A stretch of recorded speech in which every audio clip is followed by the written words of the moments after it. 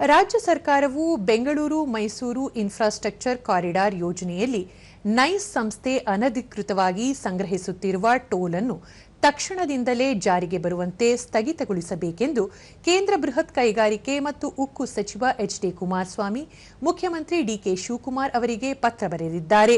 23 ವರ್ಷಗಳ ಹಿಂದೆ ಬಿಎಂಐಸಿ ಯೋಜನೆಗಾಗಿ ಹಾಗೂ 5 ಟೌನ್ಶಿಪ್ಗಳ ನಿರ್ಮಾಣಕ್ಕಾಗಿ 2,000 ಎಕರೆ ಭೂಮಿಯನ್ನು ಅತ್ಯಂತ ಕಡಿಮೆ ದರಕ್ಕೆ ನೈಸ್ ಸಂಸ್ಥೆಗೆ ಮಂಜೂರು ಮಾಡಲಾಗಿತ್ತು. ಆದರೆ ಭೂ ಸ್ವಾಧೀನ ಪ್ರಕ್ರಿಯೆ ವಿಳಂಬ ಹಾಗೂ ಸಂಸ್ಥೆಯು ಸರ್ಕಾರ ನೀಡಿರುವ ಜಮೀನನ್ನು ವಾಣಿಜ್ಯ ಉದ್ದೇಶಗಳಿಗೆ ಬಳಸಿಕೊಂಡು ದುರುಪಯೋಗ ಮಾಡಿಕೊಂಡಿದೆ. ಇದು ಈಗಾಗಲೇ ವಿಧಾನಸಭೆಯ ಸದನ ಸಮಿತಿ ಹಾಗೂ ಸಚಿವ ಸಂಪುಟದ ಉಪಸಮಿತಿಗಳ ವರದಿಗಳಲ್ಲೂ ಸ್ಪಷ್ಟವಾಗಿ ತಿಳಿದುಬಂದಿದೆ. ಇದಲ್ಲದೆ ಕರ್ನಾಟಕ ಹೈಕೋರ್ಟ್ ಹಾಗೂ ಸುಪ್ರೀಂ ಕೋರ್ಟ್ಗಳು ಸಹ ನೈಸ್ ಅಕ್ರಮದ ಬಗ್ಗೆ ಸ್ಪಷ್ಟವಾದ ತೀರ್ಪು ನೀಡಿವೆ. ಇದುವರೆಗೂ ಈ ಯೋಜನೆಗಾಗಿ ಭೂಮಿ ಕಳೆದುಕೊಂಡ ರೈತರಿಗೆ ಭೂ ಪರಿಹಾರ ನೀಡದೆ ಅನ್ಯಾಯವೆಸಗಲಾಗಿದೆ.